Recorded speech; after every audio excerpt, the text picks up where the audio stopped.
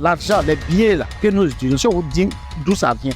Vous n'allez plus partir à la banque. Moi, avant, je ne demandais pas l'argent pour manger. J'ai besoin d'argent.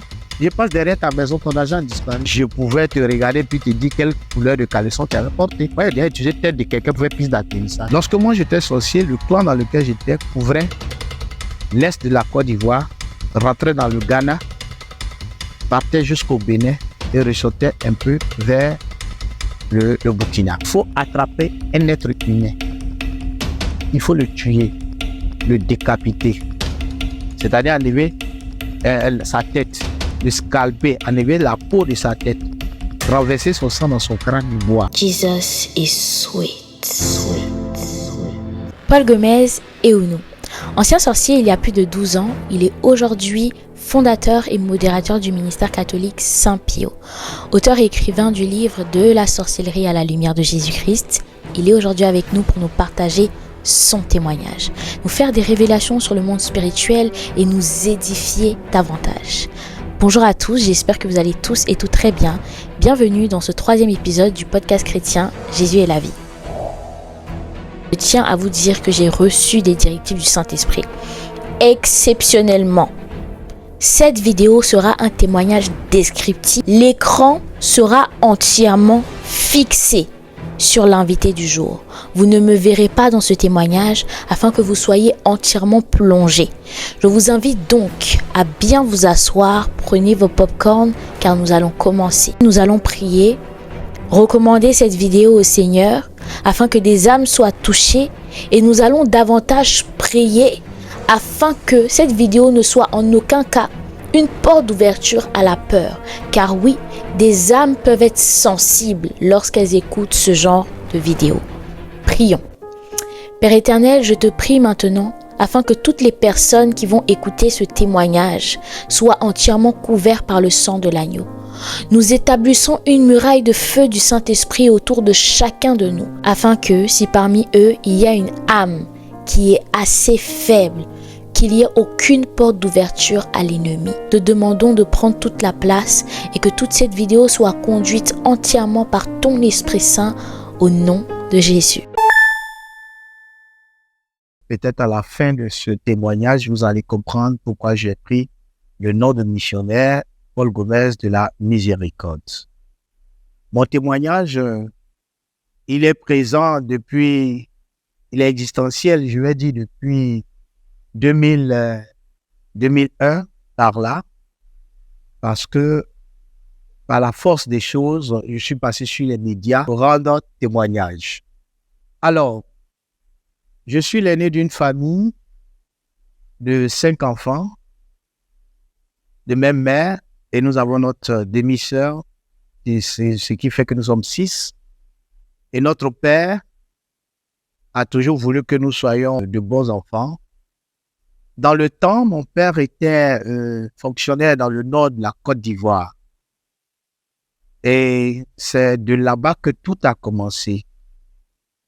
Dans le temps, on appelait les cités sucrières la Sceau de sucre. Maintenant, c'est devenu la SUCAF. Alors donc, nous étions à la Sceau de sucre FEC 2.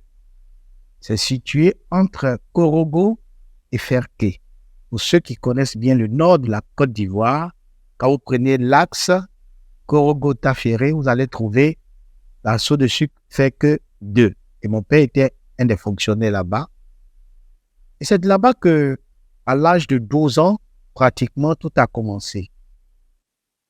De 0 à 12 ans, je ne pourrais pas expliquer exactement ce qui se passait. Je vivais des choses que moi-même je ne comprenais pas, mais en général, c'était comme des cauchemars. Et voilà que une nuit, pendant que je dormais, j'avais 12 ans, j'ai dit, je dormais, et j'ai senti comme si on avait mis en marche la lumière de la chambre. Donc, la lumière, quand on allume, du coup, ça pique dans les yeux. Donc, je me suis réveillé. Je ne dormais plus. Je me suis réveillé. Je me suis assis sur mon lit. Et le mur qui faisait face à mon lit, j'ai vu comme s'il y avait une ouverture. Et j'ai vu des êtres de petite taille qui sortaient. Tout de suite, ils se sont mis à causer avec moi. Ils connaissaient mon nom. le nom de mes parents, le nom de mon maître à l'école, mon voisin à l'école, le nom de mes grands-parents. Ils savaient tout de moi. Et donc, tout de suite, une familiarité va naître entre nous. Donc, nous nous sommes mis à nous amuser. Nous avons joué au billes, au foot dans ma chambre cette nuit-là. Et après, ils ont dit, bon, nous partons, nous allons revenir. Mais s'il te plaît, ce que tu as vu et entendu, tu ne dois pas dire à quelqu'un. Donc là, je reçois cette visite-là. Alors, ce qui était pour moi peut-être quelque chose qui allait passer, va devenir une habitude. Il fallait que je m'attende à eux chaque mardi nuit et chaque jeudi nuit. De mardi à mercredi, de jeudi à vendredi. Après, si le temps nous permet, je vais expliquer pourquoi ces 2 jours. Et donc, ils venaient. Au début, c'était des jeux. Ils viennent, on joue au foot, on joue au billes, on s'amuse. Et petit à petit, ils ont commencé à m'amener à aimer un certain nombre de choses. Comme je vous l'ai dit, je suis l'aîné de la famille. Mon père voulait que je sois un exemple. Et ma mère aussi, pareil. Vous connaissez nos familles africaines. Si ton père te gronde, t'insulte, la mère fait la même chose pour montrer à son époux qu'elle soutient son mari. C'est maintenant que peut-être les choses changent. On va parler des droits de l'enfant, des trucs, mais nous, à notre époque, là, non. Le père, il te frappe au salon, la mère te récupère dans la cuisine. Et c'est normal, tu vas te plaindre à qui? Alors donc, c'est comme ça que je vivais dans cet environnement un peu rigoureux, un peu, je ne vais pas dire dur, mais cette rigueur va développer en moi une haine. Je vais commencer à détester mes parents. Et ces amis qui venaient la nuit me disaient, tu vois, tes parents ne t'aiment pas. Nous allons t'amener à comprendre certaines choses. Nous, on t'aime. Donc, le fait de détester les parents va développer en moi une haine. Soit dit en passant, la première condition pour être sorcier, c'est la méchanceté. Il faut être méchant. On t'apprend à être méchant. Je ne me cache pas de ce que j'ai vécu. Mes sœurs sont là. Moi, j'étais le garçon qui, quand on nous donne le pain à la maison pour manger, moi, je découpe, je crache dedans et puis je donne à mes sœurs. Pour ne pas qu'elles mangent, pour que moi seul je mange. Je mettais ma morve dans la bouillie pour ne pas qu'elles mangent, pour que moi je mange. Et comme ça les énervait, elles ne mangeaient pas. Donc, petit à petit, j'ai commencé à apprendre à être méchant. C'est devenu comme une nature. Et la haine qui grandissait va m'emmener à vouloir pousser le boucher un peu plus haut. Donc, ils vont m'apprendre certaines bases. Deuxième secret de la sorcellerie, c'est le silence. J'ai vécu ce qu'on appelle la sorcellerie par affinité. Alors, je fais une parenthèse pour donner juste un petit enseignement. On peut classer la sorcellerie en 4 grandes formes, sinon 5. La première forme de sorcellerie, on va l'appeler la sorcellerie innée. Tu nais d'un père et ou d'une mère sorcière, à 99,99%, tu hérites de la sorcellerie. Ce qu'on peut appeler la sorcellerie par héritage. Mais même si tu hérites de la sorcellerie, que tu n'as pas été initié, tu as les gènes, mais tu ne pratiques pas. Maintenant, il y a la sorcellerie par affiliation. Là, c'est une personne tierce qui se lève pour aller voir un autre sorcier pour dire que moi, je veux devenir sorcier. Donc, c'est un sorcier qui initie une personne pour que cette personne devienne sorcière. Ça, c'est la sorcellerie par affiliation. Je m'affilie à un groupe de sorciers. Il y a plusieurs comme ça, dénominations, plusieurs noms qu'on peut donner. Ensuite, il y a la sorcellerie par affinité. Là, ce sont les esprits qui tombent amoureux d'une personne. Les esprits mauvais sont comme un peu comme les mouches. Ils ont des sentiments. Un esprit peut t'aimer parce que tu as une belle taille, parce que tu danses bien, parce que tu parles bien, parce que tu voles bien, tu mens bien, tu triches bien. Quelque chose que tu peux ne pas considérer, l'esprit mauvais peut admirer cela et venir vers toi. Et quand il vient vers toi, il peut même se présenter à toi en tenant compte de ton environnement, en tenant compte de tes fondements spirituels. Donc, vous prenez un petit Africain à qui les esprits vont se présenter, ils ne vont pas se présenter comme devant un petit Européen. Donc, je vais vivre dans cet environnement-là pendant un bon moment.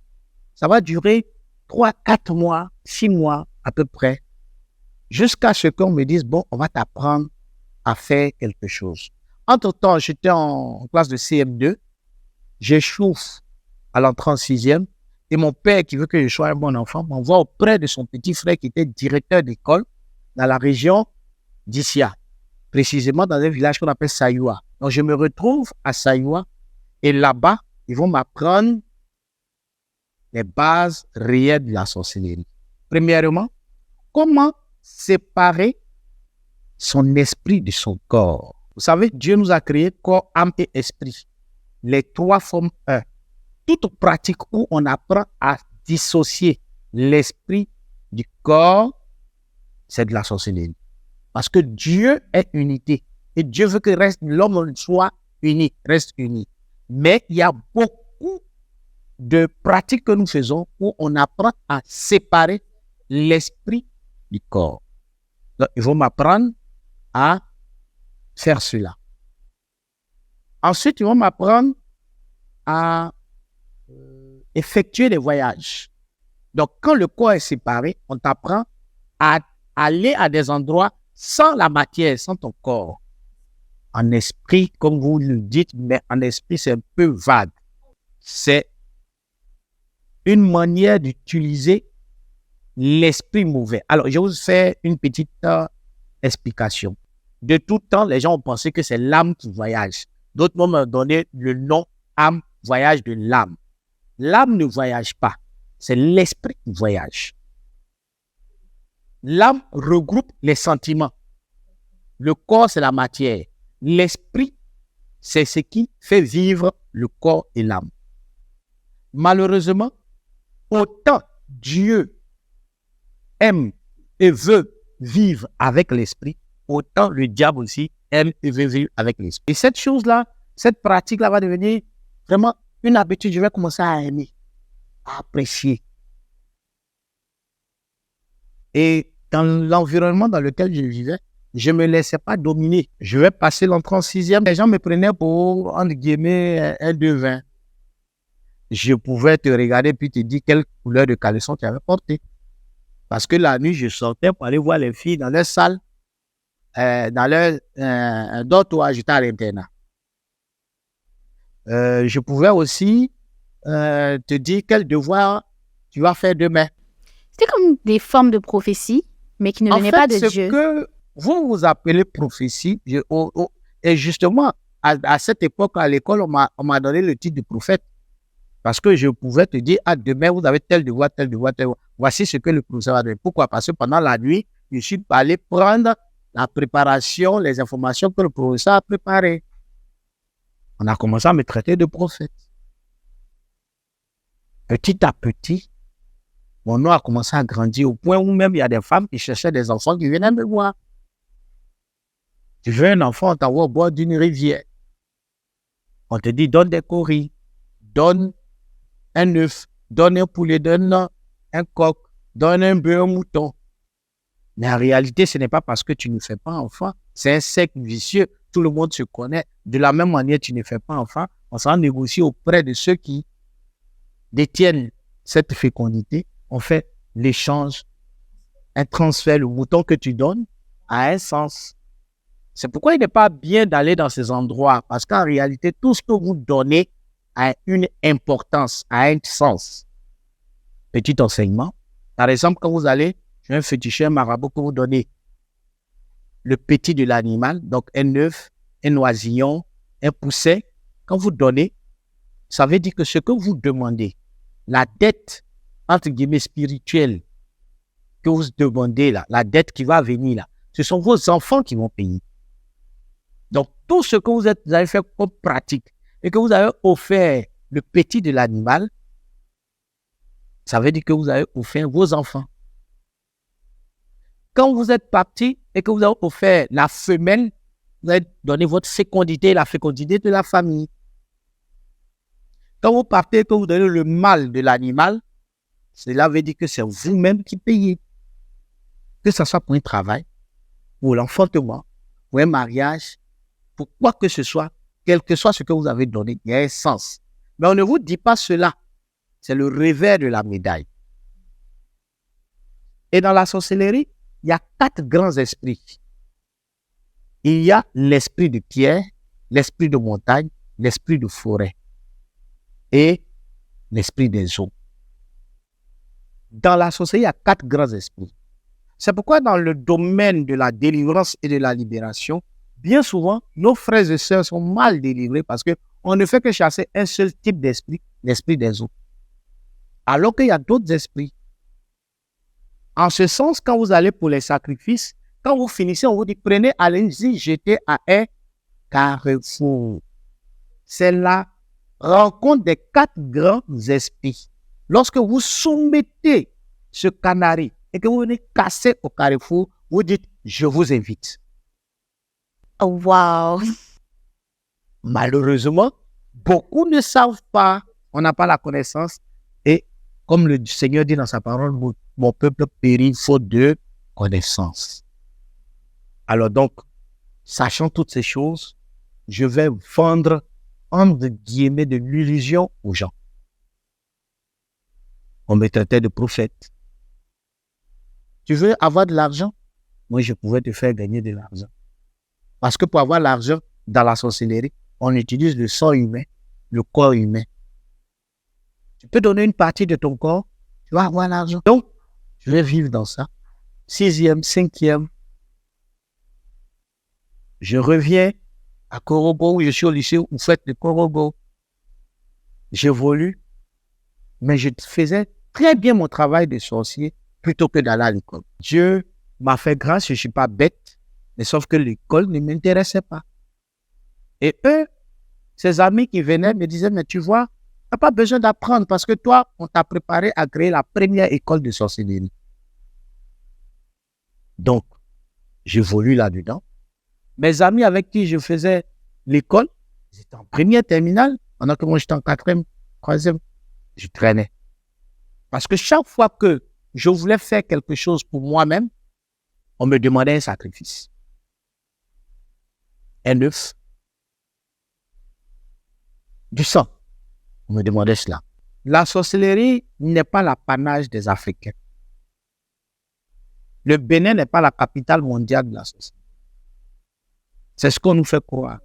La capitale mondiale de la sorcellerie se trouve en Europe, en Angleterre, à Nottingham. Donc, ce n'est pas les Africains qui sont détenteurs de la puissance de la sorcellerie. La sorcellerie n'est pas un mot africain.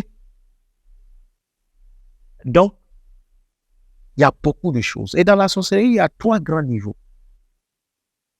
Le clan, la secte et la confrérie. Beaucoup confondent les choses. Beaucoup parlent de confrérie, ils ne savent même pas de quoi ils parlent. Tout sorcier, quand il est initié, il appartient à un clan. D'abord, il y a plusieurs clans. Il y a des milliers de clans. Et les sorciers ont un comportement un peu comme les chiens. L'animal, le chien. Ils travaillent en meute, mais ils sont aussi seuls. Ils se battent, c'est le plus fort qui commande. Donc, quand tu es dans un clan, chaque clan a ses activités, ses objectifs. Les clans se rassemblent, on va dire, au moins 3 ou 4 fois dans l'année. Normalement, les clans se rassemblent chaque mois. C'est obligatoire. C'est dans le clan qu'on exécute tout ce qui a été décidé. Les clans, c'est comme les travailleurs. Eux, ils sont là pour exécuter. Et quand tu as réussi à dominer ton clan, tu es chef, tu peux rentrer dans la secte. Lorsque moi j'étais sorcier, le clan dans lequel j'étais couvrait l'est de la Côte d'Ivoire, rentrait dans le Ghana, partait jusqu'au Bénin et ressortait un peu vers le Burkina. Le clan. Le clan, c'est ils font presque la même chose. Dans la sorcellerie, il y a des mécaniciens, il y a des chasseurs. Moi, j'étais informaticien. Après, tu passes dans la secte. Quand tu arrives au niveau de la secte, ça déborde, ça va même à l'international, ça déborde. Dans la secte, ils se réunissent pour faire les planifications. Tout ce qui a été ordonné, est-ce que les objectifs sont atteints? Est-ce que les gens du clan ont fait ce qu'il fallait? Et au niveau de la confrérie maintenant, c'est là qu'on décide, qu'on organise tout. La confrérie se réunit une fois dans l'année. En général, c'est dans le mois de mars. Et tenez-vous bien, le premier mois chez les sorciers, c'est le mois de mars. Et donc, ils se réunissent en confrérie. Ils décident de qui doit mourir, comment le tuer, qu'est-ce qu'il faut utiliser, où, quand, comment. Donc, des planifications. Tout organisé. Wow. Quand ils ont fini, ils donnent attribution maintenant à la secte. Il va dire, bon, ok, vous faites ceci, vous les mécaniciens, vous faites ceci, vous les vendeurs, vous faites ceci. Et puis la secte exécute. Voici comment ils travaillent. Si cette organisation était utilisée dans le monde chrétien, il y a longtemps, le monde a changé. Eux, ils sont unis, organisés dans leur désordre. Nous, on se dit ordonnés, mais on n'est pas unis, très divisés. On est divisés. Et c'est pourquoi ils prennent le dessus sur nous. Parce qu'ils sont dans tous les domaines, les finances, le transport. Ils sont dans tous les domaines. Ils ont réussi à rentrer même dans les églises.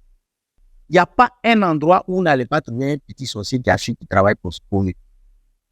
Nous, on n'est pas organisés, on n'est pas dans les milieux et on n'est pas unis. Alors, bien aimé, j'ai vécu dans ce sillage. Au point où je suis rentré dans la confrérie, je vous donne ça pour que vous puissiez comprendre. Après avoir dépassé le niveau du clan, dépassé le niveau de la secte, je suis rentré dans la confrérie. Pour rentrer dans la confrérie, il faut attraper un être humain. Il faut le tuer, le décapiter. C'est-à-dire enlever sa tête, le scalper, enlever la peau de sa tête, renverser son sang dans son crâne et boire. Donc, quand les gens parlent de confrérie, ils ne savent pas de quoi ils parlent. Lorsque moi, j'étais sorcier, j'étais informé du fait qu'il y avait 12 confréries dans le monde entier, mais j'en connaissais 8. Il y a 4 autres qu'on ne voulait pas nous montrer. Mais je comprends aujourd'hui en tant que chrétien pourquoi on ne nous montrait pas 4 autres. Il y avait 12 confréries, il y a 12 confréries dans le monde entier. Et si vous regardez très bien les enseignements bibliques, autant il y a les 12 tribus d'Israël, c'est pour ça que le diable a tendu ces 12 toiles, ces 12 piliers. C'est un grand tricheur. Je suis rentré tellement en profondeur de cette pratique occulte que à un certain moment de ma vie, dans cette pratique-là, je n'avais que d'amis pour certains qui étaient députés, non, parce que ils voulaient le pouvoir. Et pour avoir le pouvoir, ils avaient recours souvent à la sorcellerie. Tel vient, je veux être député. On dit qu'on va tuer un bœuf. Mais le bœuf, qu'on le tue, on l'enterre. Souvent même au centre de la ville.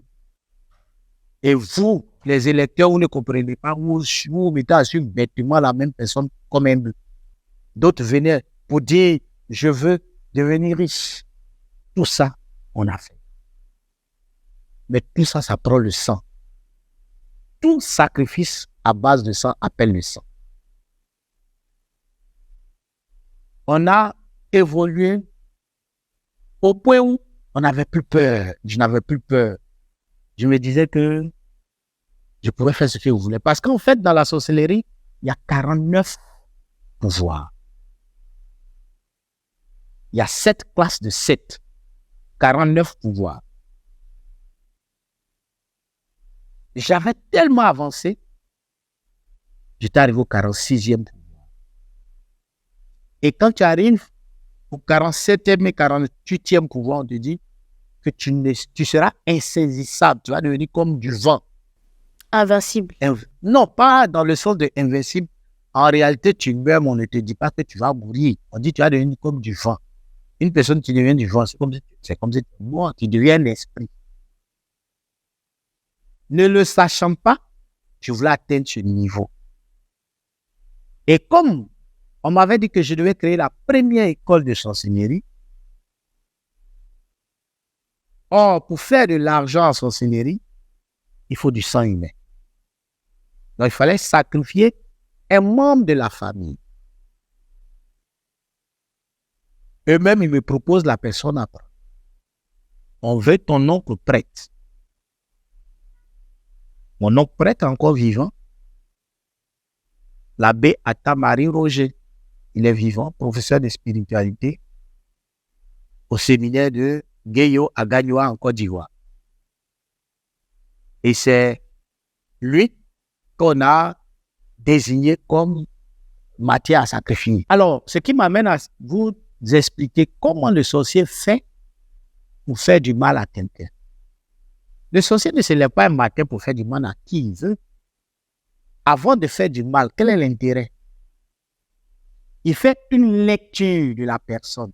Toute personne est rattachée à ce qu'on appelle son étoile. Toute personne a une étoile. Mais comme nous ne savons pas, ils font la lecture de ton étoile. Et dans ton étoile, on peut trouver plusieurs choses. L'étoile englobe 12 éléments. Dans l'étoile, on peut trouver ton image, tes ambitions, tes rêves. On peut trouver les promesses qui sont sur ta vie. Il y a plusieurs choses, il y a 12 éléments qu'on trouve dans l'étoile. C'est un autre enseignement qu'on peut donner. Alors donc, quand il faut la lecture de ton étoile, on sait qui tu seras. Qu'est-ce que tu vas devenir? On cherche à voler ton étoile, à ternir ton étoile, à détruire ton étoile. Parce que dans la sorcellerie, les gens pensent que c'est quand on tue une personne que le sorcier est puissant. C'est les petits sorciers qui tuent. Tuer, c'est la première des choses qu'on apprend en sorcellerie. C'est comme apprendre à lire à l'école. C'est la première des choses, tuer. Donc le sorcier ne vit pas pour tuer. L'objectif, c'est de rendre les gens misérables.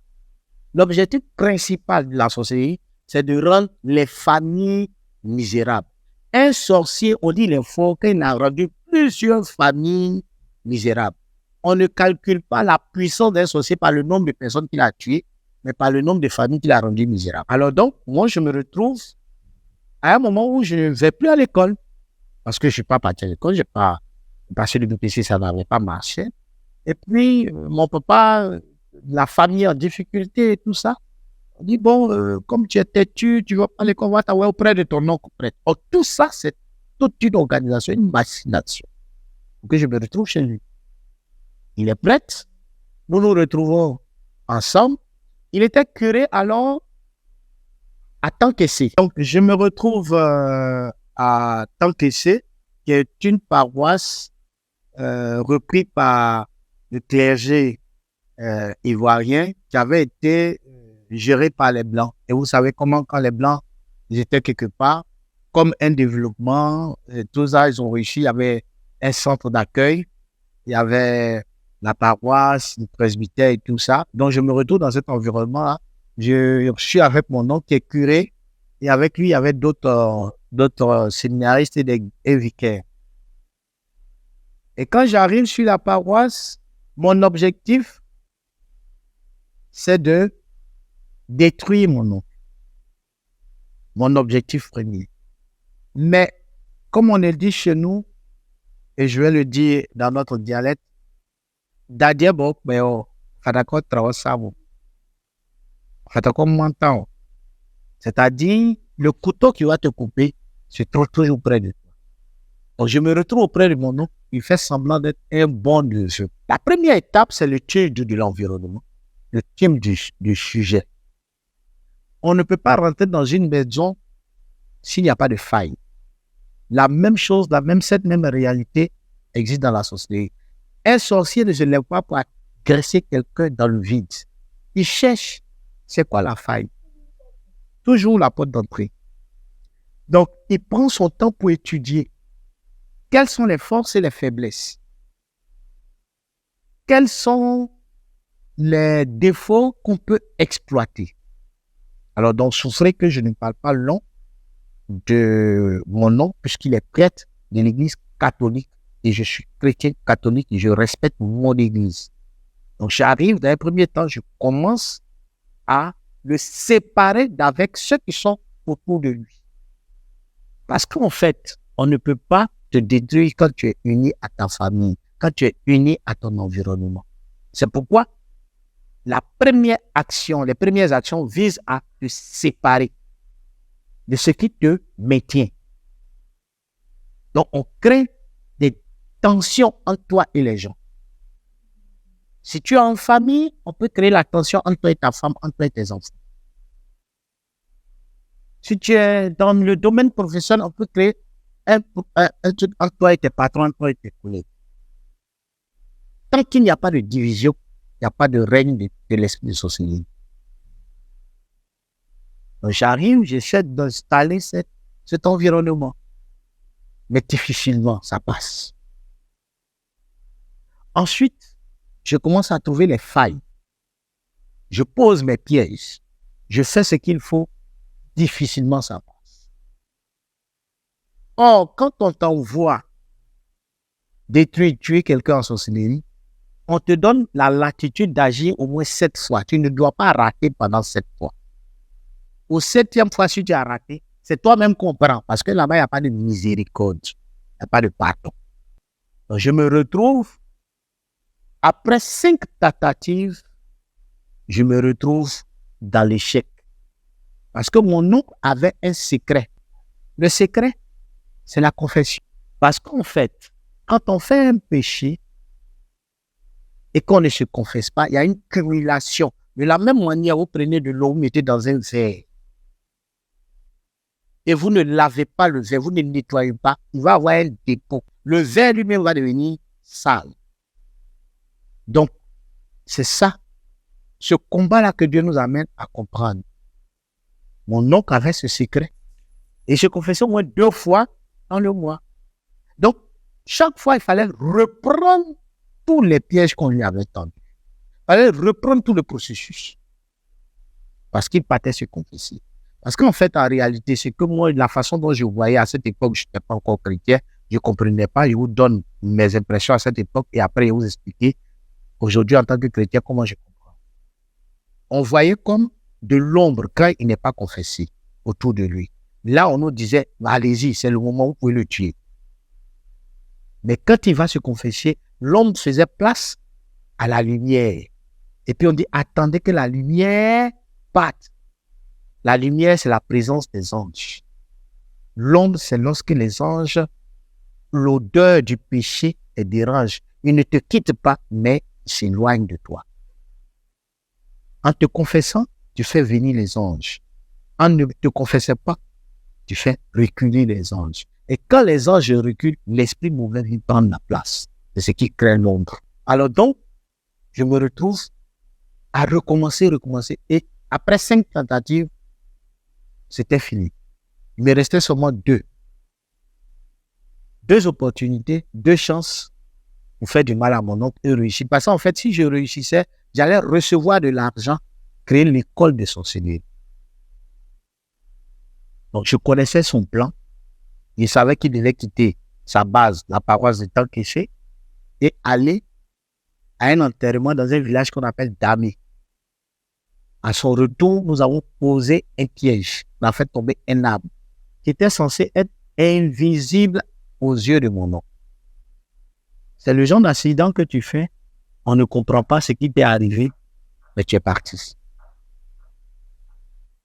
Alors, nous étions 63 sorciers réunis, chacun avec ses esprits mauvais que vous pouvez imaginer. Après tout ceci, je me retrouve à ce piège que j'ai tendu avec les amis.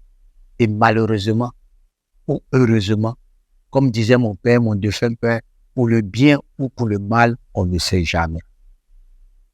Quel que soit ce qui arrive dans la vie, pour le bien ou pour le mal, on ne sait jamais. Mais il y a toujours quelque chose à apprendre. Mon oncle vient de l'enterrement. On savait qu'il était allé seul, qu'il revenait seul. Qu'est-ce qui va se passer? Et c'est là la base de ma convention. Voici les 4 fondements de ma convention. 1. Mon oncle revient. Nous voyons tous, je vois au milieu de la voiture des personnes en blanc, alors qu'il était seul. Je ne connaissais pas les anges à cette époque. On n'arrivait pas à dévisager. Et au milieu de ces personnes, mon oncle qui est devant en train de conduire, mais au milieu de sa voiture, la voiture est remplie de personnes en blanc, et au milieu de ces personnes, une femme avec une couronne sur la tête. À cette époque, je voyais les statues de la Vierge Marie, mais je n'ai pas fait allusion tout de suite à la Vierge Marie. C'est plus tard, la même statue que je voyais avec la couronne, et j'ai compris que c'est cette femme-là que j'ai vue. Elle a dit, les prêtres sont la prunelle de ses yeux. Alors donc, les personnes en blanc dans la voiture de mon oncle, avec cette femme, qui était sereine, souriante, nous a déstabilisés. Elle vous regardait? Oui, avec un regard de tendresse et d'amour. Ça nous a déstabilisés. Deuxième pilier, les personnes en blanc, la voiture de mon oncle s'en va cogner l'arbre qui était censé être invisible, mais les personnes en blanc soulèvent mon oncle et le font traverser, le déposent de l'autre côté de l'arbre. C'est ce que je vois de mes yeux. Alors là, c'était la débandade. Alors, on cherche à fuir. Mon pilote m'oublie. Parce que j'avais un avion avec garde rapproché, s'il vous plaît. Mon pilote m'a oublié. Un avion, genre un avion, quoi. Non, la journée, c'est comme une calebasse ou un balai. Et puis, la journée, ce que tu vois, c'est une calebasse. Mais la nuit, c'est un avion. Alors, tout le monde fuit de la débandade, on oublie. Et comme moi, je suis quelqu'un, j'aime pas, je suis un peu curieux, têtu. Et donc, il faut que je cherche à voir. Qu'est-ce qui se passe? Entre le temps où je cherche à trouver le chemin, retrouver mon pilote, prendre mon avion pour rentrer, l'heure était arrivée parce qu'il y a une heure à laquelle il faut rentrer. Entre 3 heures et 4 heures du matin, il faut rentrer. Si 4 heures, 5 heures t'as trouvé, on peut te retrouver nu quelque part. Ça, je ne peux pas comprendre. Il y a beaucoup de personnes que vous voyez en train de se promener. Ce ne sont pas des personnes folles, hein. Ce sont des personnes qui ont raté leur vol. Et je rentre. Je me retrouve nu à 4 5 heures du matin dans le presbytère, dans la cour du presbytère. Je lève mes mains, j'accroche, je prends quelque chose qui était sur la corde, je n'ai pas regardé si c'était pour une femme ou pour un garçon, j'ai porté. Et c'est peut-être là que mon oncle va se rendre compte que j'ai un problème. Parce que il a fait l'accident, hein, mais il n'avait rien eu, la voiture était gâtée. Il a pris sa valise chapelle, il a marché. Il est venu me trouver né au presbytère. Et pour cacher ma folie ou bien ce qui m'arrive, j'ai commencé à arroser les fleurs du presbytère. Là, il a commencé à se poser des questions, mais mon neveu n'a pas l'habitude de se réveiller à cette heure-là. C'est quelqu'un qui dort jusqu'à 11 heures. À 5 heures du matin, on t'a arrosé des fleurs, mais c'est qu'il y a un problème. Et il fait allusion à ce qui lui est arrivé. Et comme c'est un homme de prière, il a commencé à prier. Il veut me trouver. Comme si je suis en transe. Il dit, attention, il y a quelque chose qui ne va pas. Et là, il reçoit une motion du Saint-Esprit. Ne fais plus jamais ce que tu as fait aujourd'hui. Il savait que c'était moi qui avais provoqué l'accident. Mais le 4e pilier, et je finis par là, mon oncle qui a su ne m'a pas chassé. Mon oncle qui a su ne m'a pas vendu, n'a pas expliqué aux gens, oh, venez voir mon neveu. Il a gardé la chose pour lui. Il est resté en prière. Et le matin, quelques jours après, il est venu me voir. Il faut te faire baptiser. Cherche à aller à l'église. C'est mon même oncle qui va me montrer le chemin de l'église, vu que je devais tuer. Il ne m'a pas vilipendé. Il m'a soutenu. Ensuite, il a exigé que j'aille me faire baptiser. Parce que moi, chaque année, il faisait 3e année de catéchèse, mais il ne faisait jamais le baptême. Je vais faire le baptême. Il va me conduire à l'église. C'est lui qui va me faire lire les premiers livres chrétiens, parce qu'il avait une librairie qu'il m'a demandé de gérer. Et j'ai commencé à lire les livres chrétiens, apprendre à lire la Bible. Mon cœur, qui était sur Dieu fermé, à force de lire la parole de Dieu, a commencé à être touché par la parole de Dieu. Mon cœur de pierre est devenu un cœur de chair.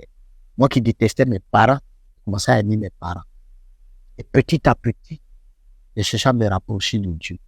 C'est lui qui va encore prier pour moi. Mon premier travail, c'est lui qui va mon premier vrai diplôme même, c'est lui qui va me donner. Vous connaissez mon premier vrai diplôme? C'est le permis de conduire. C'est lui qui va me donner, il va me mettre à l'école de la conduite, à l'auto-école, pour que j'apprenne à conduire. La même voiture dans laquelle que je devais le tuer, c'est dedans j'ai appris à conduire. Vous voyez la miséricorde, vous voyez l'amour de Dieu. L'amour de Dieu a chassé l'esprit mauvais. Et petit à petit, je vais apprendre à aimer. Je vais apprendre à pardonner. Jusqu'à ce que Dieu me fait grâce de rencontrer son serviteur, le Père Francis Amonzi, papa Assilou, qui va aussi m'accompagner. Ils vont prier pour moi. Et c'est d'ailleurs papa Assilou qui va m'inciter à aller me faire former. Il va m'inciter à aller me faire former. Il a dit non, va te faire former, sinon ce que tu dis ici, ce n'est pas soutenu par une connaissance. Les gens ne vont pas te croire. Il faut aller te faire former. Donc, après avoir marché avec lui, Dieu me fait grâce d'aller apprendre. Je vais d'abord à l'école d'évangélisation au Ghana. Je reviens, je retourne et Dieu me permet aujourd'hui d'avoir un master en divinité.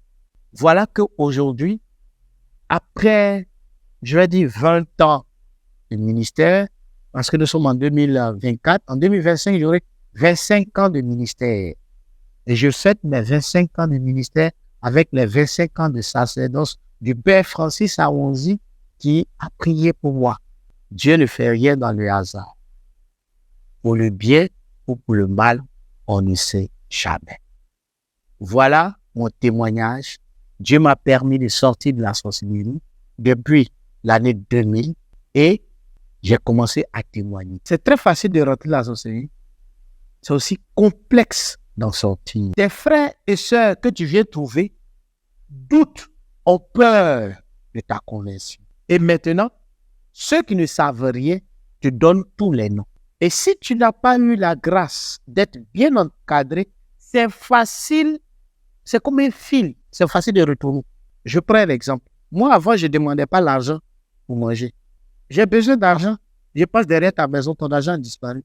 Mais aujourd'hui, si je n'ai pas travaillé, je ne gagne pas. Il indique dans le livre qu'il était chargé de gérer un entrepôt. Un entrepôt qui était aux environs de San Pedro, sous la mer. Et dans cet entrepôt, il y avait stocké des doigts humains, des doigts de pied, des bras. Il décrit beaucoup de choses dans son livre, comme par exemple le fait qu'il faisait des incantations pour pouvoir s'envoler par le dédoublement. Donc comme il disait, le sorcier ne peut pas s'envoler de lui-même, il fait de la transposition. Et il décrit toujours après minuit. Voilà pourquoi je dis que son livre est beaucoup plus explicite et dans les détails même. Il est en train de décrire même les heures auxquelles un chrétien doit prier, les heures auxquelles ils font leur réunion, les heures auxquelles il y a des choses. Waouh!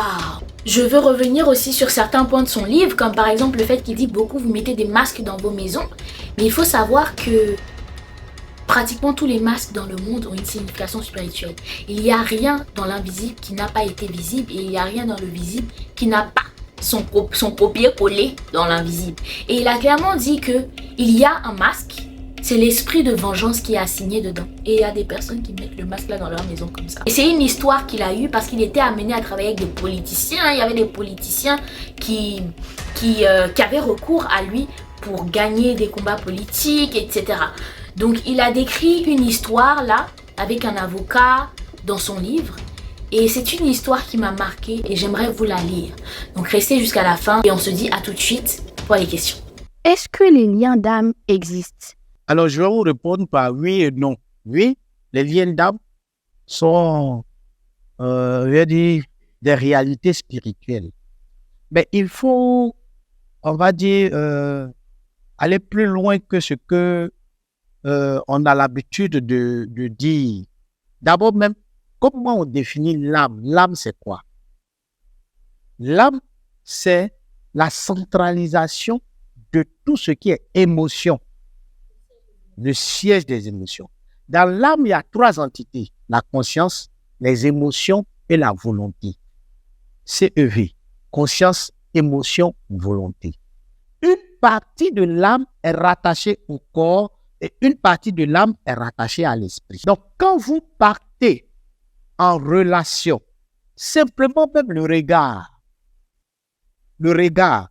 avec une personne, et qu'il y a un sentiment qui naît, les 2 âmes commencent à se lier. C'est pourquoi vous pouvez rencontrer quelqu'un, dès la première rencontre, vous vous aimez ou bien vous vous détestez. Vos âmes sont soit compatibles ou incompatibles. Donc, les âmes se lient ou se délient. Maintenant, quand tu vas en relation intime avec quelqu'un, vos âmes sont plus que liées. Il y a eu un sacrifice. L'éjaculation, c'est un sacrifice qui vous lie tous deux. Que vous en soyez conscient ou non, vos âmes sont liées. C'est pourquoi, quand tu es fâché contre quelqu'un avec qui tu as commis du sexe, ce que tu penses agit dans la vie de la personne. Tu penses positivement, ça agit. Tu penses négativement, ça agit. Donc, les liens d'âme existent. Et là encore, quand on parle, par exemple, vous pouvez aller en relation, en intimité avec quelqu'un qui est mauvais, une mauvaise personne, quelqu'un qui est peut-être féticheur, marabout, quelqu'un qui fait des trucs qui ne sont pas bien. Mais ça agit sur vous. Ça agit sur vous, avec vous qui êtes sorti avec la personne. Donc, les liens d'âme existent. Et effectivement, il y a un accompagnement spirituel pour cela. Ce n'est pas que la délivrance, il y a même la libération. En dehors de la délivrance qui consiste à chasser les esprits mauvais, il y a la libération qui consiste à couper les liens. Les liens d'âme, ce n'est pas forcément aussi l'intimité. Il y a aussi même la parenté. Le père, la mère peut avoir une influence négative ou positive sur l'enfant. Merci beaucoup. Est-ce que dans des rêves, des visions, donc dans le monde de la vision, des songes, les animaux ont une signification spirituelle? Alors, ici, il faut dénuancer. Il faut dénuancer parce que nous n'avons pas les mêmes réalités partout. Alors, je vais commencer par expliquer ce que nous, on appelle les rêves, songes et visions. Lorsque Dieu veut parler à quelqu'un, il lui parle par les songes et les visions. Nombre chapitre 12, verset 6. Dieu parle par des songes et des visions. L'homme fait des rêves. On va dire tout ce qui respire rêve. Les chiens rêvent. Les poulets rêvent. Les arbres rêvent. Oui. Mais l'homme, en plus du rêve, fait des songes et des visions. L'homme est l'être vivant qui est le plus proche de Dieu parce que Dieu l'a fait à son image. C'est pourquoi l'homme fait des songes et des visions. Ce qu'on voit en rêve, ce qu'on voit en songe, ce qu'on voit en vision peut illustrer certaines choses, mais en tenant compte de nos fondements spirituels et de notre réalité, de notre environnement. Exemple, si vous êtes un peuple lagunaire, que vous rêvez de poissons, ça peut vouloir dire richesse, alors que un peuple du Nord, le poisson veut dire peut-être malheur. Ce n'est pas la même réalité. Nous, les Africains, Quand nous rêvons, que nous voyons peut-être le serpent, nous trouvons que c'est le diable. Mais allez-y en Chine, ils mangent le serpent. Quand ils rêvent que c'est le serpent, c'est le bonheur. Le Chinois mange les mouches. Donc quand il rêve qu'il voit mouche, mais c'est le bonheur. Mais s'il voit un bœuf, c'est la mort. Donc ce n'est pas les mêmes sensibilités. Dire que chaque animal a une acquittance, une signification spirituelle, oui, mais en tenant compte des réalités spirituelles, des fondements spirituels de la personne. Ce n'est pas une généralité. Ce n'est pas dit que si tu vois cafard, ça veut dire ça. Si tu vois salamandre, ça veut dire ça. C'est faux. Ceux qui interprètent les rêves ainsi ne tiennent pas compte de la réalité. Ils ne connaissent pas les fondements de la spiritualité. Je prends un exemple. Un enfant que je suis en train de suivre qui est en France. Il est malien d'origine, 3e génération. Ça dit que c'est son arrière-grand-père qui est allé premier en France. Son grand-père est né là-bas. Son papa est né là-bas. Lui-même, il est né là-bas. Il ne connaît pas le Mali. Il n'a jamais mis pied au Mali. Oh, son arrière-grand-père était chasseur. Et chasseur de quoi? Chasseur de félets. Les animaux féroces là. Au temps jadis là, c'est eux qui chassaient. L'enfant qui est né, qui est aujourd'hui en classe de terminale, quand il dort, qu'il rêve, il se voit à la chasse. Pourquoi? Il est malien d'origine. L'esprit là ne meurt pas, le corps meurt. Donc quand il rêve, c'est les choses de son arrière-grand-père qu'il voit. Ça, il retourne là-bas. Et d'ailleurs, c'est le nom de ce monsieur-là qui porte l'influence du nom. Donc, nous allons passer à la 4e question. Alors, la 4e question serait de savoir, est-ce que quand quelqu'un meurt, il peut prolonger sa vie en faisant des échanges de vie? Quand une personne qui pratique l'occultisme, notamment la sorcellerie, est sous le point de mourir et qu'il a autour de lui des sujets qu'il a dominés, il est capable de changer en donnant sa maladie pour prendre la vie. C'est une question de domination. Le père peut prendre la vie de son fils, comme vice-versa. Le sorcier, lorsqu'il est en train de pratiquer la sorcellerie, il y a des personnes qui sont sur sa liste, qu'il domine, qu'il lit, qu'il travaille.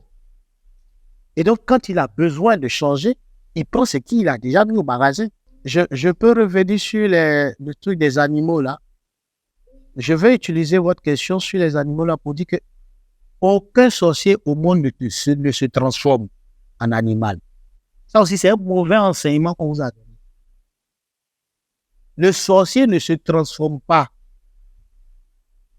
Il fait de ce qu'on appelle la transposition. Il ne se transforme pas. Il ne peut pas s'asseoir, attraper moi un sorcier, amener-le moi, il n'a pas se transformer devant moi. Le sorcier fait de la transposition. Il fait des incantations. Son esprit sort de son corps. Son esprit va habiter un animal qu'il a déjà dompté et dans ta maison. Ton cafard même est déjà dans ta maison. L'esprit du sorcier quitte ailleurs au village là-bas pour venir habiter dans le cafard qui est dans ta maison. Il ne s'est pas transformé en cafard. C'est pourquoi quand tu prends ton balai pour venir tuer le cafard, son esprit retourne. Tu tues le cafard. Mais tu n'as pas tué le sorcier. La souris, le chat, le chien, le coq qui est chez toi, l'esprit du sorcier sort pour venir habiter l'animal qui est déjà chez toi. C'est pourquoi pour qu'il utilise un animal, lui-même, il va dompter un animal et souvent même l'introduire chez toi sans que tu ne saches que c'est pas cet animal qu'on va passer. Donc le sorcier ne se transforme pas. Il fait de la transposition. Est-ce que les addictions sont des œuvres de la sorcellerie? Vous savez, la sorcellerie, c'est comme si nous rentrions à l'université. Il y a plusieurs amphis. On est d'accord, non? Il y a plusieurs facultés. On peut être dans la même université et puis ne jamais se rencontrer. Donc, ta spécialité n'est pas forcément ma spécialité. Mais à la fin, on a dit, j'étais à l'université. C'est ça la sorcellerie. Donc, ce qu'il dit, je ne peux pas dire, c'est faux. Parce que, ce que je sais, il y a beaucoup de plans diaboliques pour détruire l'homme. Tout ce qui est addiction. En fait, si vous voulez, même l'argent que nous utilisons là, L'argent, les billets là, que nous utilisons, on dit d'où ça vient. Vous n'allez plus partir à la banque. Mais tout ça là, le plus important, c'est donner sa vie à Jésus-Christ. En esprit et en vérité. Parce que quand tu dis la cigarette, c'est des doigts d'homme. Donc, tous ceux qui fument sont des sorciers. Tu es en train de détruire, dénaturer les choses. C'est pas comme ça. Oui, ça existe en société, on peut transformer, on peut, dans la métaphysique, ce que toi tu vois comme cigarette, et puis que c'est doigt d'homme. Ouais, d'ailleurs, utiliser tête de quelqu'un pour faire plus d'atterrissage en sorcellerie. Regardez, dans la Bible, il y a une personne qui était démoniaque, remplie de démons. On dit que Jésus l'a rencontré, il lui a demandé, vous êtes combien? Il dit, nous sommes légion. C'est-à-dire que les esprits mauvais sont unis, en accord, dans le corps d'une seule personne, pour détruire sa vie. Des démons qui sont unis pour détruire une personne. Maintenant, nous les chrétiens, on dit on a l'Esprit Saint, on ne peut pas s'unir pour chasser les démons. Mais comment le monde va aller? Aujourd'hui, quand tu es évangélique, on rencontre des catholiques, on a un autre comportement. Voilà, même Seigneur, mais même nous, entre nous chrétiens catholiques, tel est de tel groupe, tel est de tel autre groupe, tel est de communauté, on ne peut pas s'entendre parce que, non, mais on est en train de laisser le diable à réussir à se faire passer pour un anathème.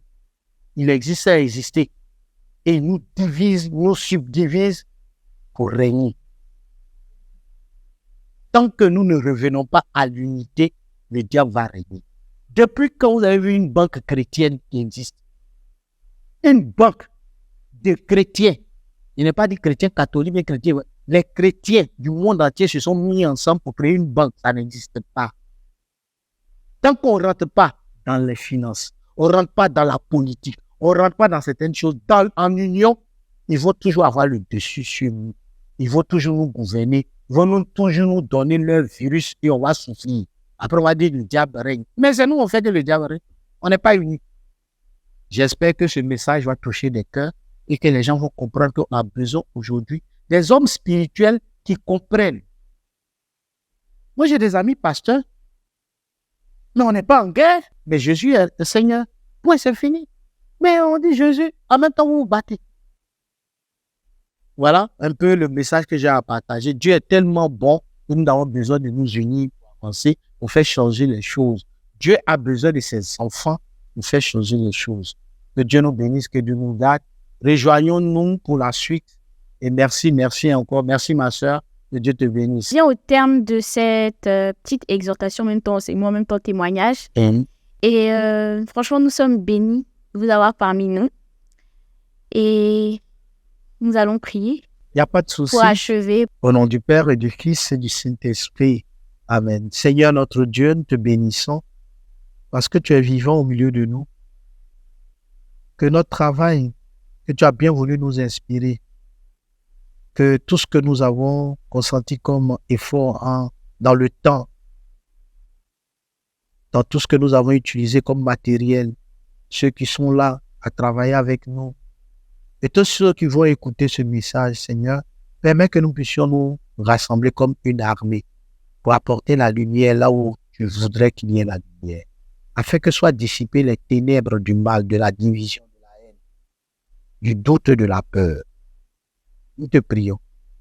Suscite à travers ce message des personnes engagées à ta suite, aimant la vérité, aimant la paix, aimant la joie. À travers ce message de prions, fais encore plus de convertis, fais encore plus de fervents chrétiens, des petits Christ qui marchent à ta suite pour Jésus-Christ. Dans ta miséricorde, étends ta main sur chacun. Que là où les portes sont fermées, Seigneur, qu'il te plaise de les ouvrir par le pouvoir de ton sang précieux. Que là où il y a un blocage, Seigneur, par le pouvoir de ton Saint-Nom, les portes, Seigneur, s'ouvrent. Que là où il y a une fermeture, Seigneur, comme avec le bâton de Moïse, frappe, toi, le vrai bâton, pour que s'ouvre. Nous te prions, Seigneur. que seul ton nom soit glorifié, toi qui es vivant avec nous pour les siècles des siècles. Nous te le demandons par l'intercession de la Vierge Marie. Amen, amen, amen. Donc avant de vous laisser, j'aimerais terminer cette vidéo par la lecture, comme annoncé, d'un passage de son livre. Alors nous sommes à la page 106 et il écrit ceci. Il y avait un haut fonctionnaire de nationalité nigériane qui exerçait comme avocat à Londres en Angleterre. Il était membre de ma secte, mais il pratiquait la rose-croix. Il défendait un client qui avait été accusé d'un crime de viol sur une fillette de 12 ans dans un parking. Il y avait un film enregistré dans lequel on voyait quelqu'un en action. Cependant, on ne voyait pas le visage de celui qui commettait ce acte. La fille, par contre, avait réussi à identifier son agresseur après passage de plusieurs suspects. En fait, on identifiait le criminel par la marque de chaussures qu'il portait. L'avocat de la défense, notre ami Rosicrucien, n'avait jamais perdu de procès grâce à certaines pratiques qu'il utilisait pour effacer des preuves. S'il vous plaît, soyez attentifs. À quelques jours du procès, il voulait comme d'habitude effacer les preuves. Après s'être dédoublé, il se rendit à des endroits précis pour effectuer sa sale besogne. Cependant, il se rendit compte qu'il ne pouvait pas faire son travail car il y avait un obstacle spirituel. Vous la écoutez attentivement. Il y avait devant les différents endroits où il passait des gardes bien armés qui semblaient être informés de cette visite. Ayant longuement essayé sans résultat, il sollicita de l'aide aux autres membres de sa secte. Je fus invité pour apporter ma contribution. Paul Gomez dit, il a été invité là-bas pour apporter sa contribution. Donc il sait de quoi il est en train de parler. J'accourus quand je m'aperçus que mon compère était bloqué dans un coffret. À l'aide du vent que je commandais, je transportais le coffret à un endroit plus sécurisant où je délivrais mon compère. Est-ce que vous entendez ce qu'il entendait dire là? La boule a transformé son... Seigneur. La boule... Non, c'est pas possible. Il y a une heure précise où il ne doit pas rester dans le dédoublement. Sinon, s'il leur arrive là, il va se retrouver nu ou bien il va devenir fou. Et il dit dans le témoignage, l'avocat Rosicrucien avait l'habitude d'utiliser cette technique pour parvenir à ses fins. Notre compère est devenu fou. Et quand c'est ainsi, rien ne peut se faire, quel que soit le niveau, le degré de puissance que vous aviez. Ma dernière leçon était donnée par Nzo Taï, qui était en fait mon épouse dans le monde invisible. Cette leçon était axée plus sur la pratique que sur la méthodologie. Nous nous rendîmes dans le jardin public situé au quartier Nembo. Arrivé sur les lieux, je vis qu'il y avait un certain nombre de personnes qui semblaient nous attendre. Je n'ai pas eu le temps de les compter, car il y avait là un avion qui nous attendait. Installé à bord de cet avion, qui dans la vie réelle était un arbre du jardin public. Est-ce que vous entendez? L'avion qui les transportait là, c'était un arbre du jardin public. Est-ce que vous voyez le degré d'urgence qu'un chrétien doit avoir sur la connaissance du monde spirituel? Tu ne peux pas vaincre quelque chose dont tu n'as pas connaissance. Le savoir est différent de la connaissance. Il ne faut pas seulement savoir, il faut en avoir la connaissance. Moi, il y a deux choses qui m'intéressent ici.